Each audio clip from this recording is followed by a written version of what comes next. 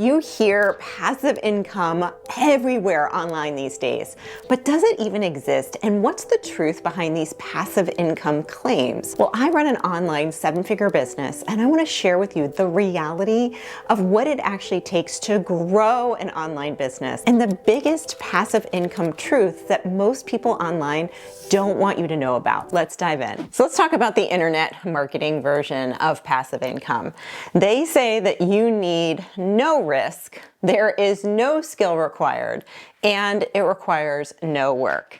And to that I say, total BS. So I think when people are talking about passive income, what they're really talking about is this idea of leverage. The idea of leveraging time, which right now, if you're in a 9-to-5 or you're in a corporate role, time essentially isn't yours. You have to show up at a certain time, leave at a certain time, irregardless of your productivity. So the idea is, what can I do to take the time that I have? And for many of you, that time is limited, which I get.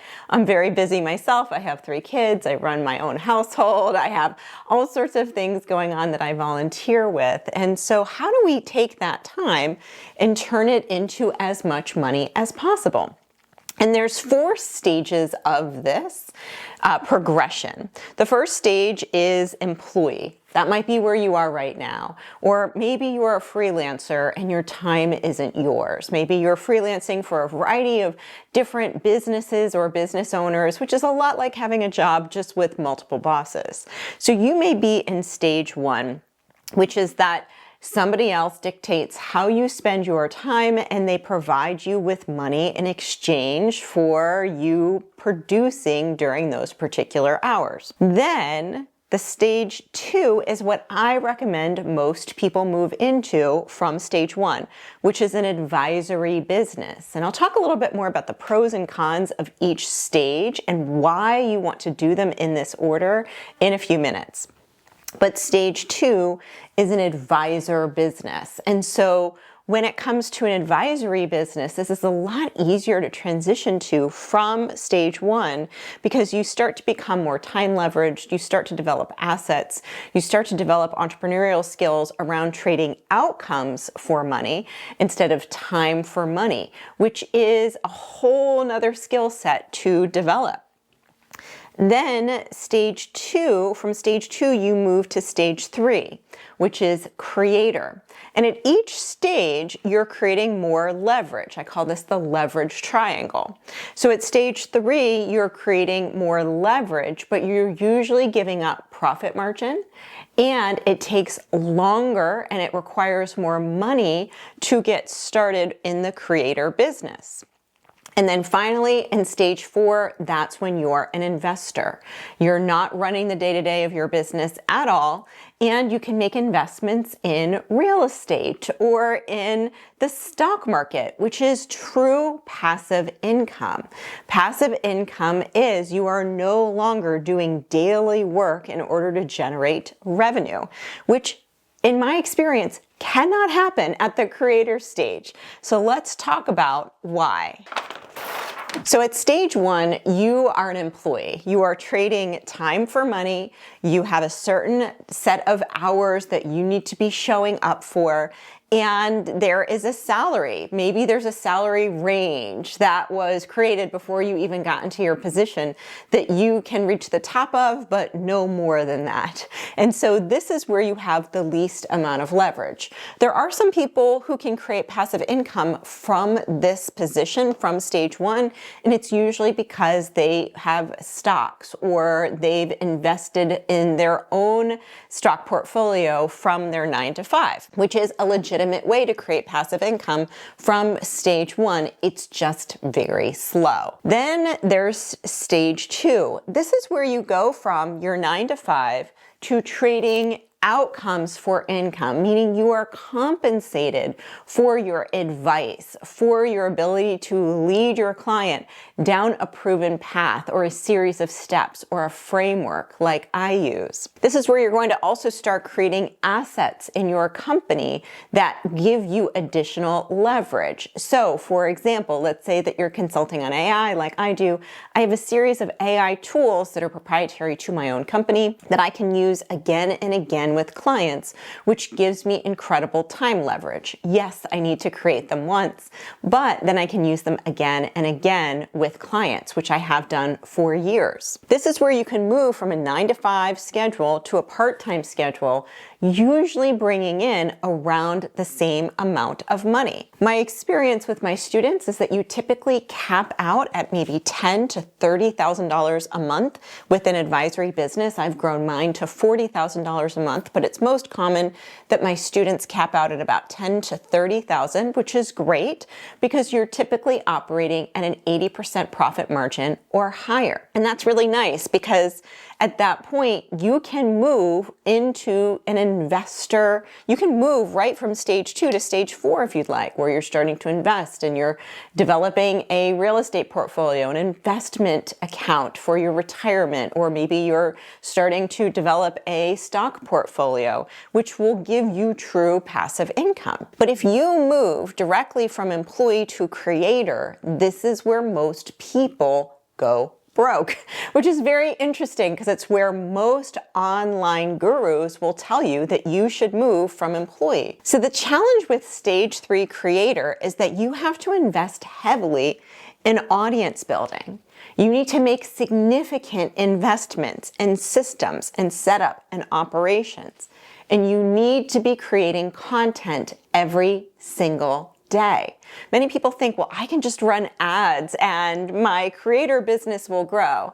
That, my friends, might have been true in 2020 or 2021, but it is not true in 2026. You need to be having content going out regularly in addition to your ads in order for them to work in the way that you would want them to. So you're spending lots of time on all of these. I think many people who create a creator business are shocked and surprised as to how much system setups and operations there needs to be on the back end and how difficult that is to do on your own. But the nice thing about a creator business is you're not as capped like you are with the advisor business.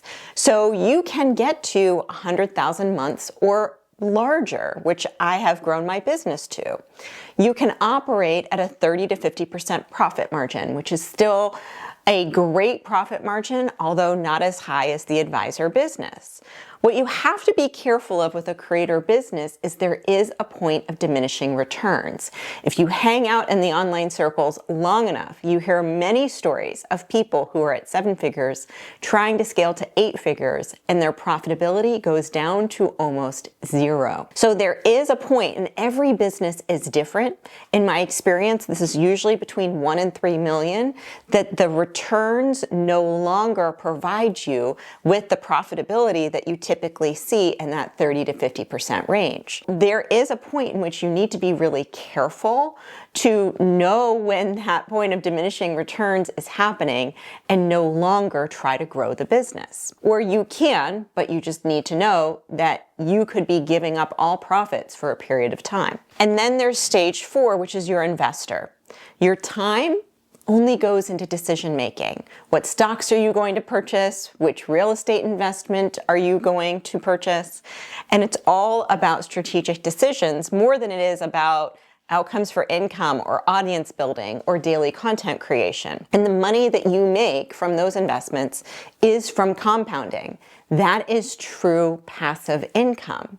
So in these 4 stages, it's important to be knowledgeable about them and intentional about what stage you're in at any given time. Most people start at stage 1. They're an employee or a freelancer. I think it is the wisest decision to go from stage 1 to stage 2. Why? It does not have the same capital and infrastructure requirements that the creator stage has. You can grow your business at a high profit margin to the point where you're very comfortable and you have access to invest. Then, if you'd like, and this is not required, you can move from advisor to a creator business. Keeping in mind, it takes time and capital that you're going to need to reinvest into your business in order to get to that $100,000 a month point. For my own business, it took me about a year to go from advisor to creator. I tested different offers. Some did better than others. I polled my audience. I grew an audience. I did all of these things in order to be able to have the business that I have today. Because you can go from employee or freelancer to advisor in 30 days. But to go from advisor to creator, where you're making enough money to make all of that time and investment worth it, this can take 6 to 12 months. And that's why it's so important to be aware of these different stages. Then at a certain point, you will recognize that there is a point of diminishing returns, that you might say to yourself, you know what? I'm good here. And again, in my experience and talking to many of my peers, this is usually between 1 and 3 million, where the money that it would take for you to acquire additional market share, the investment that you would need to make in order to hire high-level employees that can replace you is not worth it from a profit margin standpoint. So at that point, once you max out on your profit margin here, that's when you want to move from creator to investor. That's when you might want to start looking at real estate investment opportunities. That's when you might want to start looking at a stock portfolio. And again, it's wise to invest in the stock market in your retirement at all of these stages. But at stage 4, it is your primary activity. It's where you're spending your time. You're spending your time researching and making decisions from an investor standpoint into activities that have a compounding effect without your time. So again, I don't think passive income exists until this stage 4 right here. And that's what I call the leverage pyramid, where you start with an employee freelancer, then you go to an advisory business, typically $10,000 to $30,000 a month. Then you move to a creator business, let's say $80,000 to $150,000 a month, and then you pause here and move to an investor business. And those are the people that I know that have the biggest amount of time leverage, aka passive income, in the online space. So I hope this is very helpful to you. It took me literally years of going to masterminds, talking to people, trying to understand why some people are making money and some people aren't, why some people on the outside seem to have a ton of success, but when you speak to them, they're struggling with cash flow, and why some people are quietly raking it in and having so much time freedom in their business. It comes down to this pyramid right here. So let me know, what stage are you in? Are you in stage 1 employee, stage 2 advisor, stage 3 creator, or stage 4 investor? And why are you in that stage? Let me know in the comments and let's start a conversation. And I hope this was really helpful to you in clarifying what type of passive income opportunities actually exist online. If this was helpful to you, make sure you check out additional videos from me, like and subscribe, and again, leave a comment. I'd love to hear from you.